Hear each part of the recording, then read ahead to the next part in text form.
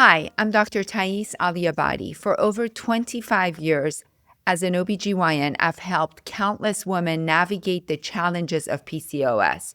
I created OV to bring you a scientifically backed solution that supports the symptoms of PCOS with powerful ingredients. OV supports hormone balance, body composition, metabolic support, and beauty from within, giving you a comprehensive approach to supporting your health. It's more than just a supplement. It's a product born from decades of experience and a deep commitment to women's health. Visit OV.com to learn more and start your journey to better health today. That's OVII.com.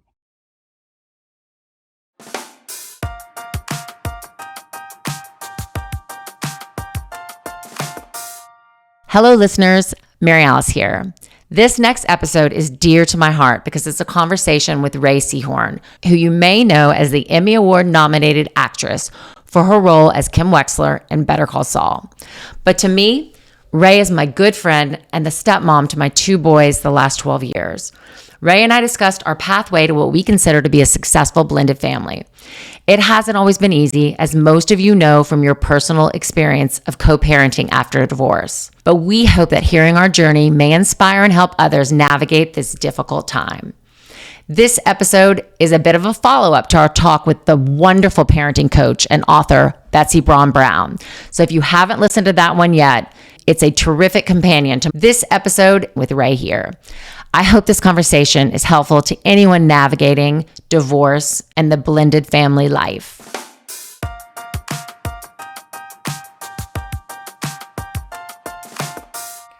I am so excited today that I get to sit down with one of my best friends and also the stepmother to my children. Rhea Seehorn is here. She's an award-winning actress. She's a badass comedian. I know nobody really talks about that as much as her dramatic roles that she's had, but you are one of my favorite people in the whole world, and I'm just very lucky to have you in my life. So I'm so happy that you're here with me today. You made me cry. I'm very, very lucky to have you. So I think we're going to start this conversation off by how we met. Okay. Do you want to talk about it, or You do you can want do me it. to? Okay. So I just remember getting my hair highlighted because these blonde highlights are not totally natural. I did not do I mine have for this. no idea what color my natural hair is at all anymore. So Rhea and I were at the salon getting our hair highlighted, and our colorist comes up to us and says, Mary Alice, you got to meet Rhea. She's amazing. Rhea, you got to meet Mary Alice. Y'all are going to love each other. Rhea, Mary Alice knows everybody. She loves setting people up. Rhea just broke up with her boyfriend. And so I said, oh, okay. So we're sitting there as we do with the hours and hours of time that we have when you're getting your hair colored. So I was talking to you about dating in your 30s, and you were like, because other women would say like, forget it, it's awful out there, you're gonna die alone, you should have stayed whoever you were just with, whatever, no matter what, blah blah blah. And I said, I actually have this amazing guy to set you up with, and I talked about Graham and how amazing he was and all these, and I showed you a picture of him, and I didn't tell you that it was my ex-husband. Yeah. And then by the time we left, I said, don't worry about it, I'd rather make a great girlfriend in this town. Don't worry about the setup. And you're like, no, I want to. So I go home, you send an email CCing Graham Larson. You said, I think you two should meet, or you guys should meet. That's it. And so I was like, oh, there's the name, because it's in the email. Now I get to Google it and see what he looks like. Only wedding pictures come up of the two of you. I was like, and you both have aged very well, so they did not look like that long ago. So I write back, I was with both of you, CC. Great to meet both of you. Awesome. Would love to hang out sometime. Graham, whom you have told it's a normal setup, and that you have told me it's an ex-husband, is like trying to ask me on a date. He takes you off the CC and is like, hey, do you want to get dinner sometime? And I was like, cheater, pumpkin eater? What? And then I would put you back on, and you never replied. You never said a peep. And I would put you back on. I was like, or we could do lunch. How about we do a giant lunch all together? And then Graham would write back, could we do drinks and take you off? I'd put you back on. How about breakfast in a wide open public space? Because you guys are swingers and it's weirding me out. Back and forth, back and forth. Finally, my friend came over, Hetty, and she was like, you are going to go meet those people that you're not even sure if it's her husband? I was like, I am getting a good story out of this no matter what. I'm going to go to this coffee, and maybe the two of them are going to show up in leather outfits. I don't know, but I'm going. And she was like, there has to be more information. So she deep dives Google and sees the divorce thing. Okay. Oh. But that's seconds before I leave to go meet him. And this is why his first date with me was coffee at Susina, RIP, at like 9 a.m. And Graham doesn't drink coffee. So he drank like 80 mugs of coffee because he didn't want this half-hour date I gave him to be over. And side note, we had 2 bad dates. I tell everybody that I know that's dating, unless you're like, whoa, that's not a value system I can get on board with. Anything else, uncomfortable, laughing too much, not laughing enough, wore a weird shirt, why'd you pick that rug? Anything else, just do 3 dates. I do the same with every pilot for television show. Nobody should judge a show by the pilot. Things are trying to be worked out, but yeah, on our 3rd date, we got it together. Yeah, and I made some mistakes and was weird, and we both had this weird armor about each other. I don't know, it's stupid, but we got it together. And I think right at the beginning, he told you, I've got kids, right? He did. He said, I do want you to know that the kids are the most important thing in my life. So you do not have to make a decision about like that you want kids or don't want kids right now. But in your head, if you're like, can't stand them, don't want them in my lives, we should not even do a second date. Like, just not a thing. And I was like, wow, okay. That's kind of a badass thing to say. It is, I right? have to say, great, Graham. I would have found that very attractive, by the way. I did find it attractive because I was kind of like, he's not saying like, you need to know you want to be a stepmom today. You're not advancing the relationship in a way that's uncomfortable, but you are definitely putting out there that you're here for relationships. But you're right. I appreciated like, that's very forthcoming. That's not even like, I'll have fun and then down the road, like if she's too into me, I'll dump her. Like, you know what I mean? Like he's letting me know. He's such a thoughtful, like he does. He's is. that guy. Like that actually said everything you needed to know about him in that moment, in my opinion. And I think he's very like, this is what I'm going to be clear about. Take it or leave it. And these little humans are the most important things in my life. And if awesome. I'm going to bring you into it, I need to know.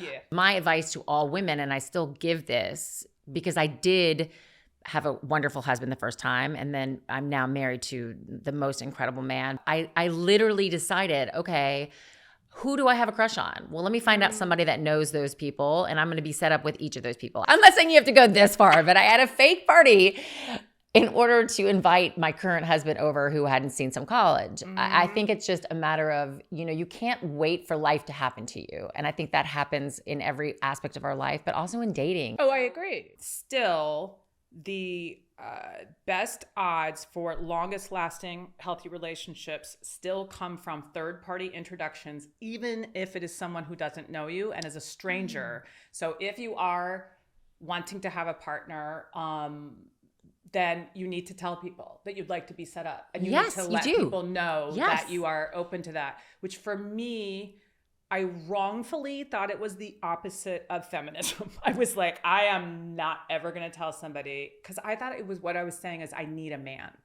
Do you know what I mean? Yeah, and no, that's I do know not what I meant, but I would like a life partner. I would. So I just struggled with looking vulnerable or weak, man obsessed, like you name it. And so, oh my God, a poor friend of mine, I went to a party. I was like, I'm doing it. All the way driving around there, I was like, I'm going to tell people I want to be set up. I'm going to tell my friends and the host.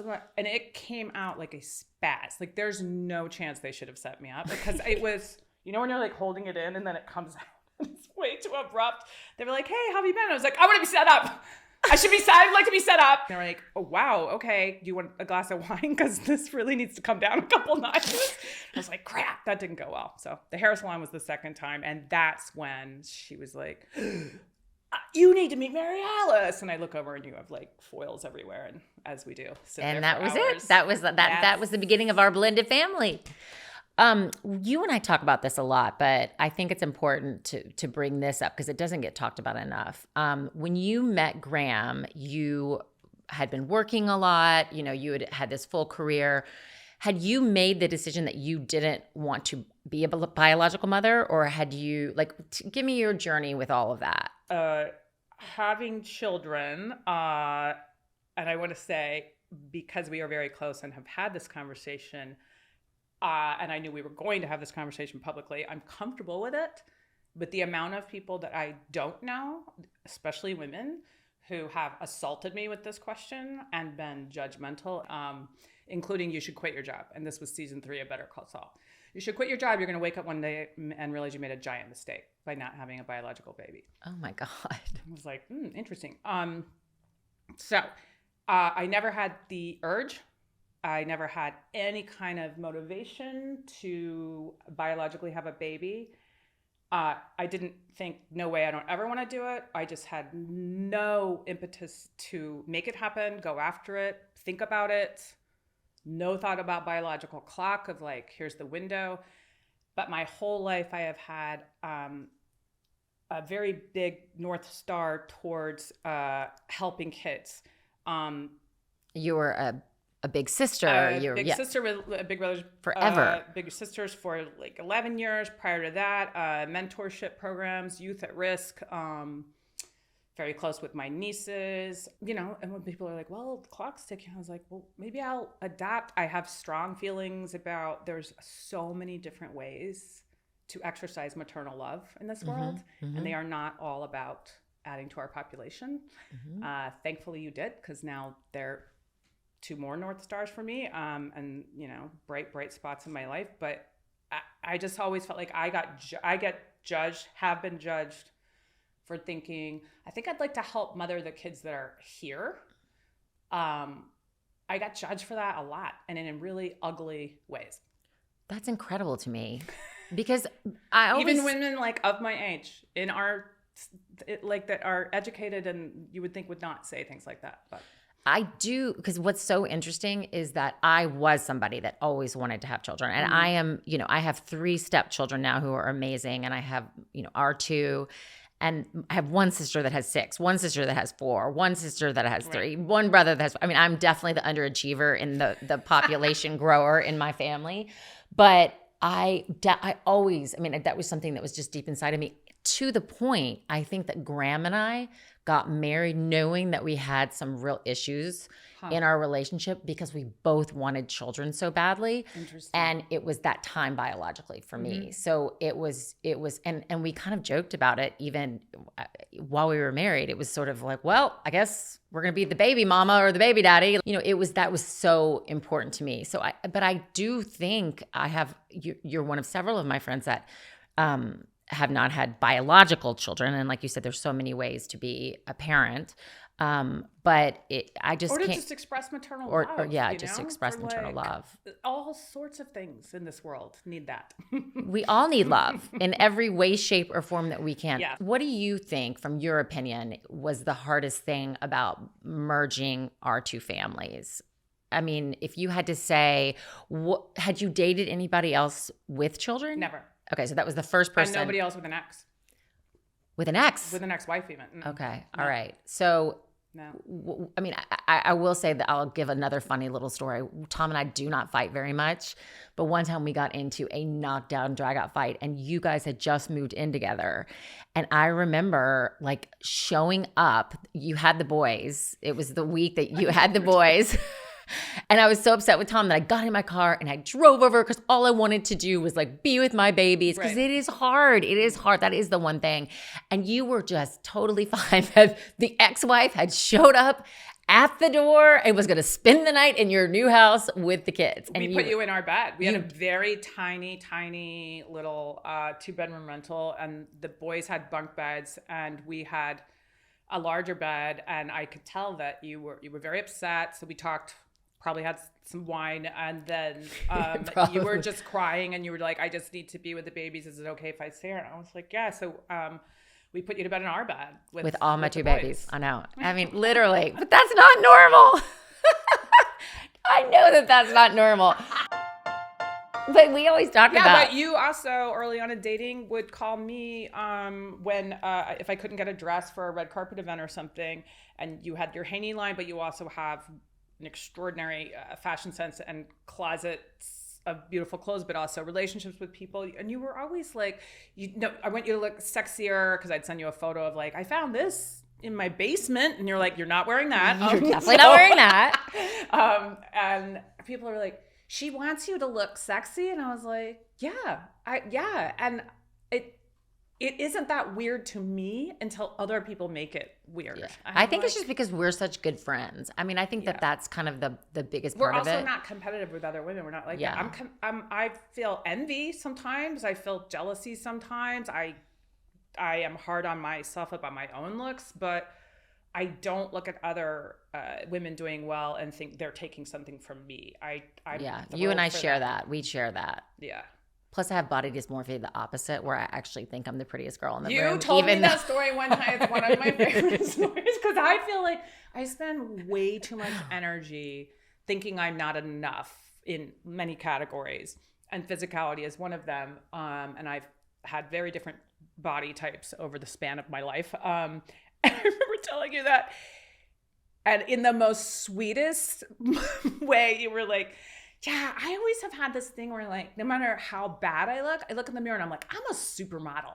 I look amazing. It's like, I want to be that. I want to be that when I grow up. It's called body dysmorphia, the opposite. No, you do it without ego. It's not like it's an affront to anyone else. It's just like, can you imagine just getting up and bouncing out of the house every day thinking like, I'm amazing. So I try. It's becoming a little harder as I get older, but it's still a good thing to do. Let me ask you this. Yes. So I can't answer hardest thing about it. I don't even know. You know what? Off the top of my head, I would say even now, this is the thing that will irritate me, and it's for me to deal with. And I talk to Graham about this all the time. I'm a big believer in you control your emotions. It is not your children or anyone else's responsibility for you to be happy. It is not your children or anybody else's responsibility for you to not get angry, to not get upset. They can be frustrating, they can be annoying, but how you choose to respond is you. And I get irritated because of a pre-existing thing before I met either of you. And there's probably a reason that it took me that long to have a significant, this is my longest significant relationship as well, and never been married before. And that is, I don't like anyone else dictating my schedule. Like, I hate it. So that is part of a blended family. And I won the lottery as far as my girlfriend's stories when I was like, I'm going to date a guy that has an ex-wife and they have kids. They were like, oh, it's awful. She won't want you there. And she's being mean. I was like, well, she's setting me up. Like how, like that would be a very weird game to play. Totally. Set me up and then be like, why is she here? You invited her, but okay.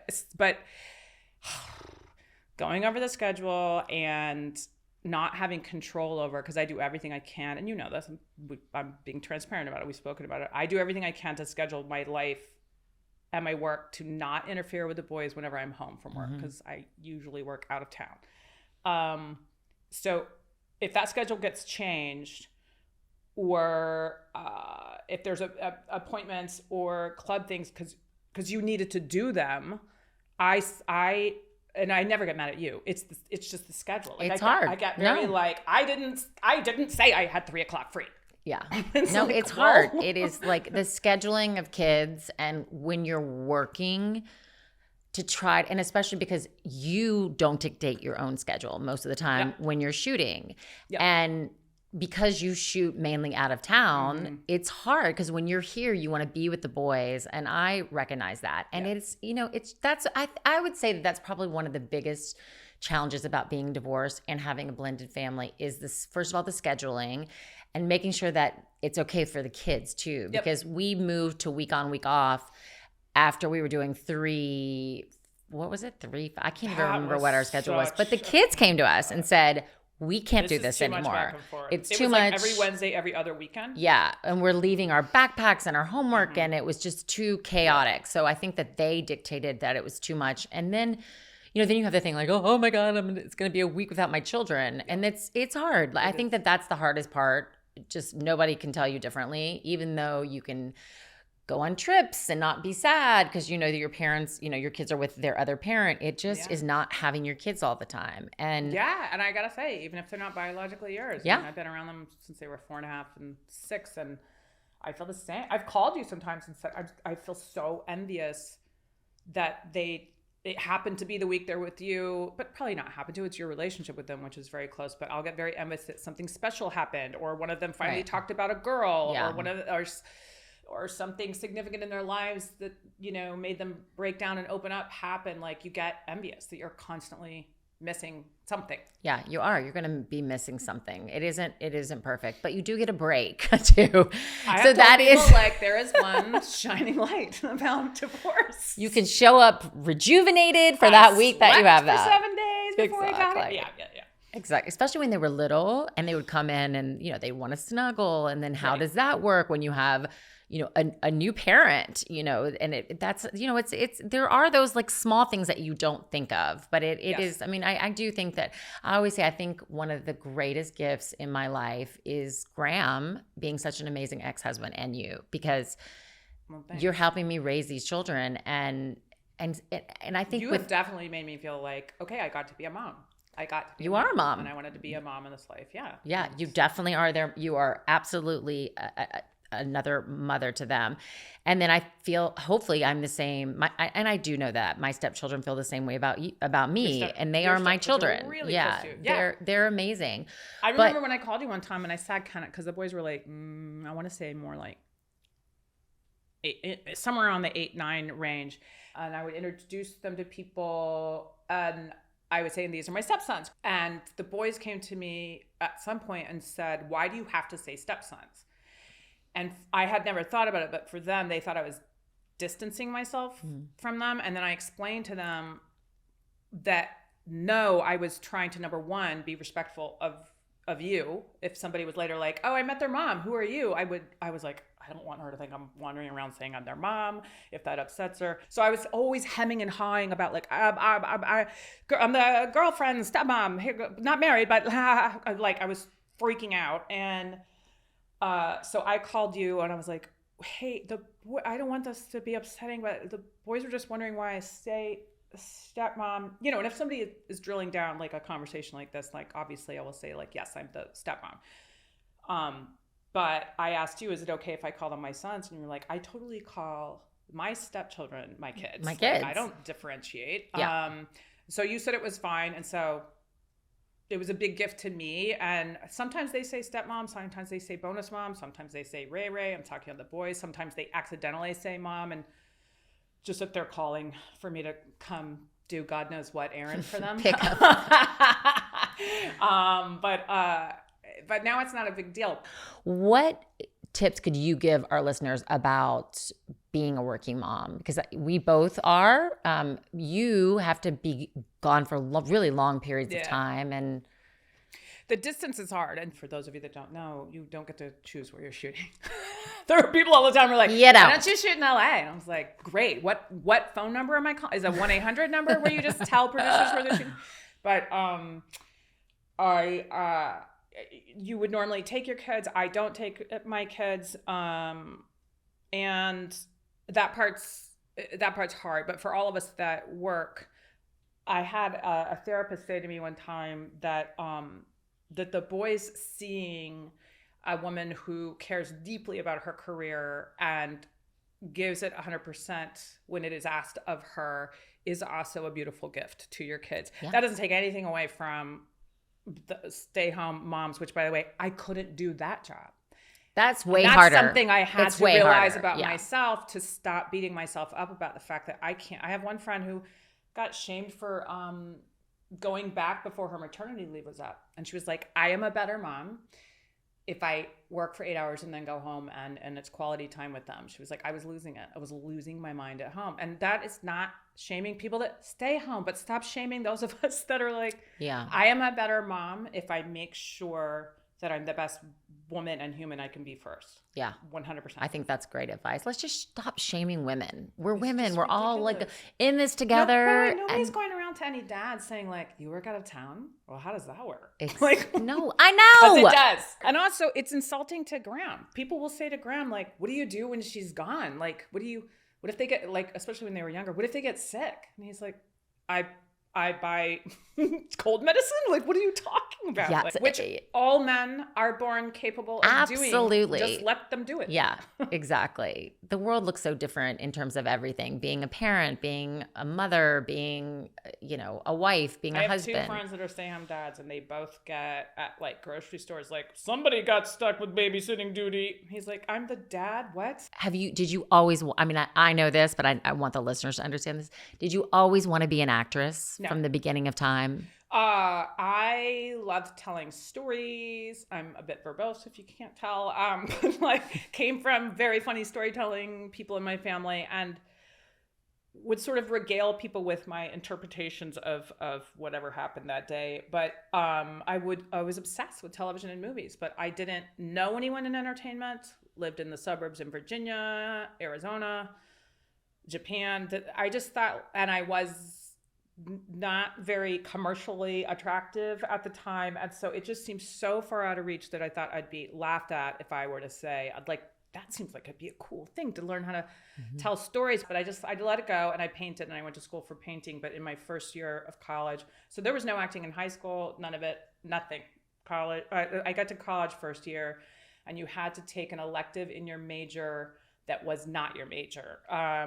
So I took an acting class with Lenny Raybuck, and I am forever thankful that it wasn't a touchy-feely kind of class. I took those later, like, what if you felt like a soccer ball? I took those, they're all beneficial, but the first one I took was Practical Aesthetics, developed by the Atlantic Theater, and it is the basic vocabulary with some different spins on it, but every acting craft has that objective obstacles, given circumstance. Here's how to break down a script.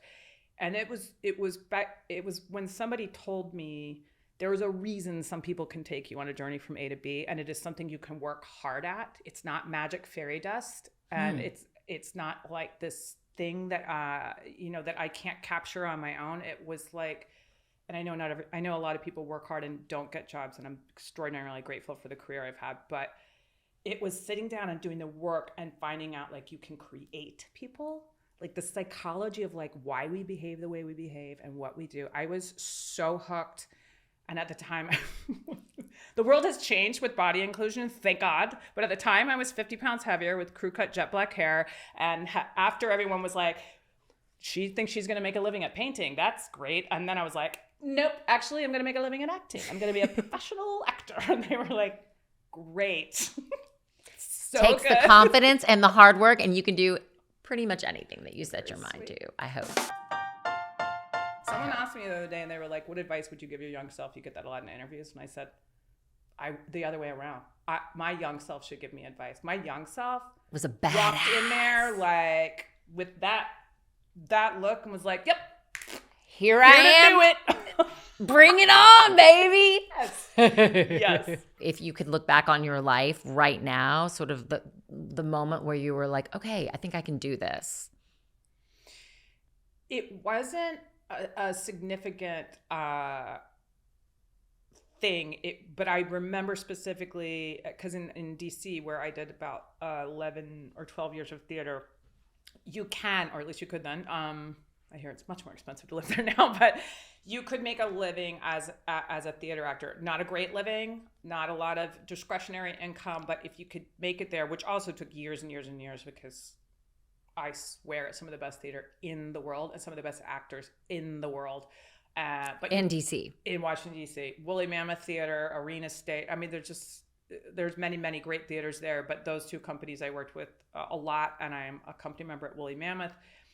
But I was doing non-union theater and worked at Kent Mill Records and another day job or something, and I would save up money and volunteer usher at the theater at Woolly Mammoth Theater, my favorite, so that I could watch the same play over and over again and watch the process of people structuring a performance that also can breathe and be organic. And then I would wait for Nancy Robinette or Holly Twyford to come off stage, and I would tell them, I have $30. How long would you coach me for $30? And they're like, what do you have a monologue? Like, sure, a half hour. And then next time I'd be like, I have $110. Like, how long would you coach me? And then, take classes here and there. And then I finally got in the union and did a show, and people bought tickets to see it. And I made it. That's when you I made it. felt I was you made like, it. they are asking me to build a figurative car and take them from point A to point B. And when the camera starts rolling or the curtain goes up, you look out at the audience and it's everybody is a bunch of 5-year-olds at a campsite that want to be told a story. Mm-hmm. And it doesn't matter their wealth or their age or what they came to the theater with. They're all just like, tell me a story and take me somewhere. And it's, to me, like one of the most beautiful things ever. I guess I felt like it isn't that I made it, it's I'm doing this for life. I might have to have 58 day jobs, but I'm doing this for life. This is it for me. Yeah. Now, this is a women's health show, and what we want to do is make every woman their own advocate, their own health advocate, so that all the knowledge that we bring in with these amazing experts, thought leaders, entertainers on the show, teaching, we teach each other. That's our hope. You are so great at. Yeah. I was thrilled when you told me you were going to do this and set out on this venture. You have always been the person that's like, I'm going to assemble women that are smart, that are going to help each other, pick each other up, and teach each other. And the medical industry, as you learned and already knew, I'm sure, it's still not disseminating the information to women, especially, let alone women. They're leaving us behind. They're just like, the idea that you want to empower those women is amazing. So let's give women 5 pieces of advice that you have learned from this point in your life. Start your day saying that you're already enough. And my good friend Whitney gave that piece of advice to me a long time ago, that you don't start at like -17 or 0. And then if you do a great thing or produce something today, you'll get a score of like 7. You're enough to begin with. I love that.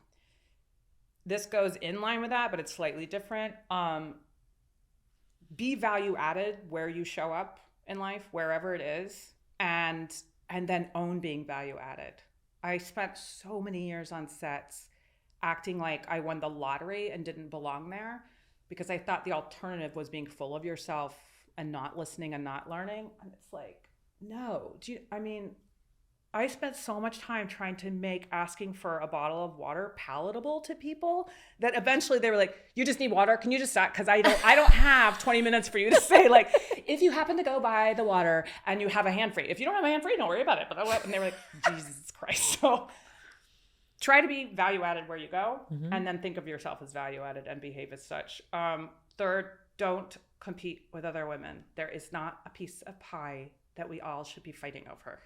If we have to make another pie, we will make a whole nother pie. Even though I can't cook, I will figure out how to make that pie. I will purchase a pie. Everything gets better when you lift other women up. And my friendships with you, with my other girlfriends, like it's everything to me. And it cannot replace the other friendships I have or any partner I could ever have. Like, it's imperative, and we should pull each other up in work and everything else. So that's 3.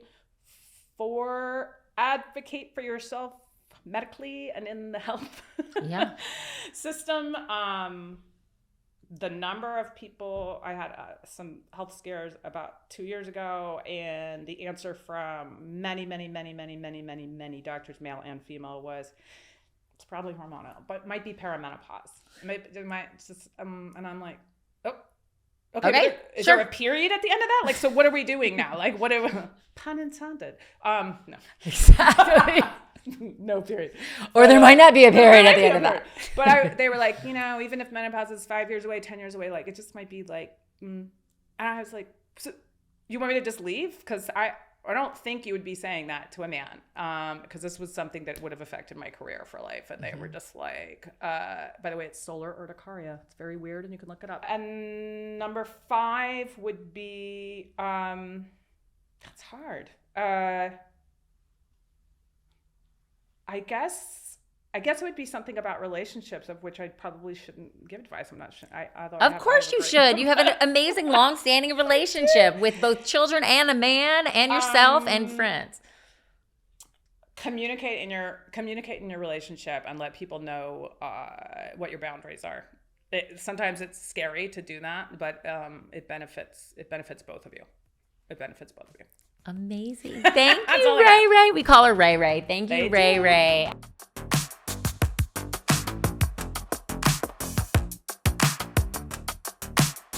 Thanks so much for joining us today on SheMD. If you want to own your own health, a good place to start is by following us on social media at SheMD Podcast and by subscribing to our show on YouTube or wherever you get your podcasts.